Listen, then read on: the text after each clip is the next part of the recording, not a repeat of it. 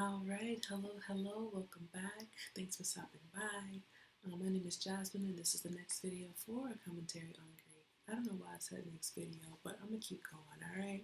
So anyway, today we're gonna start a segment on stages of grief. Right, understanding where you are and giving you an example of what they might look like from my personal experience. So keep in mind that you don't just grieve somebody who's no longer here, right? You can grieve the loss of a friend, you can grieve the loss of a partner, you can grieve the loss of a job. So let's get into it. All right, so if you're anything like me and you like to Google whatever's wrong with you, try to understand what the heck is going on, you might have come across the Kubler-Ross method. So Kubler-Ross was all about this sort of popularized five-stage grief model. It talks about denial, anger, bargaining, depression, and acceptance. And if you want to see facial expressions that look like that, let me show you Trevor Noah right quick. I don't know if you guys know this, where this comes from, but there was an interview that he did with Tommy Lauren, and it was just a hot mess. And I think it's a perfect description of this model of the Kubler-Ross method. Um, so yeah, let's go back into what's next. So I don't fully agree with the Kubler-Ross method as a set model for how we grieve. I think it's more expressive. And anybody who's going through that right now, you know there's a lot more to it. So there's another model I'm going to show you now that looks a lot like what I had gone through. So while this isn't exactly accurate as far as like going down a little timeline or bell curve or whatever, mine looks more like this. On the right hand side, amen. If you're going through the same thing, you're definitely in the right place.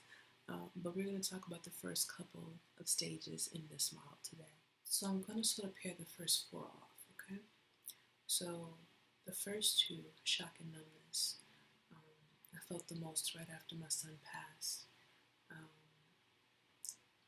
I had requested to hold him in his last moments because I didn't want him to be stuck in this incubator with a whole bunch of stranger faces surrounding him. I was just like, that's not it. And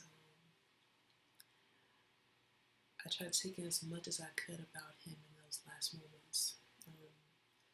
He was 5 pounds, 10 ounces, and 18 inches of just straight up handsome. So 5, 10, 18 were like these three numbers that kind of went in a loop for me.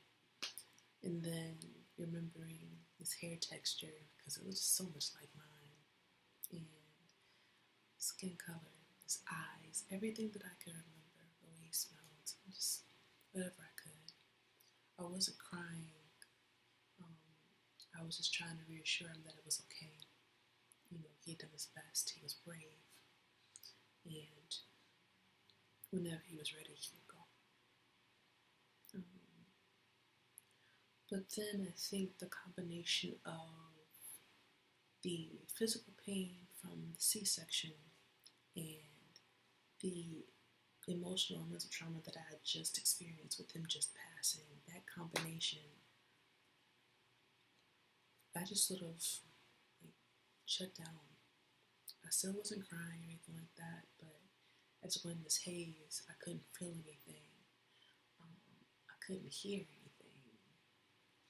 I think I might have had a conversation with the nurses about a memory box, which is over here, and even like talking to my doctors, talking to my mom. I don't remember any of that. It was just me existing in that moment, and that was brutal. But I felt the combination of denial and emotional outbursts when I got home. I had still had all of this stuff in my room, his bassinet, his crib, even his stroller. I mean, I had everything in here. And I wasn't really sleeping, normally, of course. And I would wake up in the middle of a nap thinking I heard him cry. And I had never heard him cry before. And that realization would make me just burst into tears. I didn't know what to do. It was a mess. I would try to talk to family and friends. I'd be okay for a second, break out in tears. Like it was hard.